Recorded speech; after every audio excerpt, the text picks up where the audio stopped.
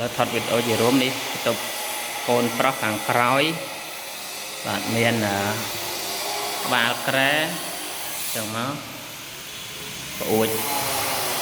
កន្លែងទូ TV ហើយយើងត្រឡប់ទៅទុកខាងមុខទុកមេគ្រួសារវិញនេះទឹកទឹកញ៉ាំនេះយើងចុះទៅក្រោមវិញអានេះរាប់ទុកមេគ្រួសារបាទចូលមកយើងឃើញទុកទឹកចឹងមកហើយទូកអាវបាទហើយបានក្បាលក្រែហើយនេះឡើងប្អួចនឹងទ្វារ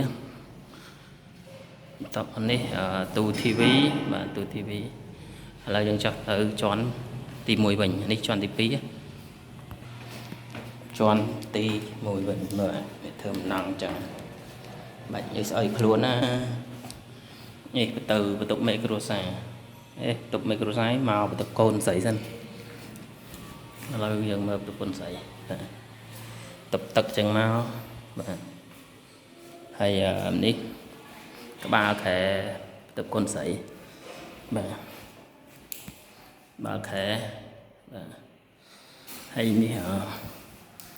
ទូតាំង TV បាទហើយឥឡូវយើងទៅមុខវិញយើងទៅមុខ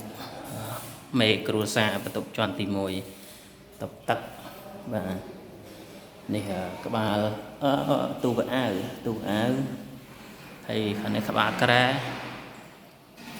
ណាអួចបាទហើយមកខាងនេះ TV បាទ TV ហើយនោះចេញទៅវិញហើយមកមើលខាងមុខទៀតព្រោះអាណាស្ដាច់ម៉ូតូបាទនៅតែ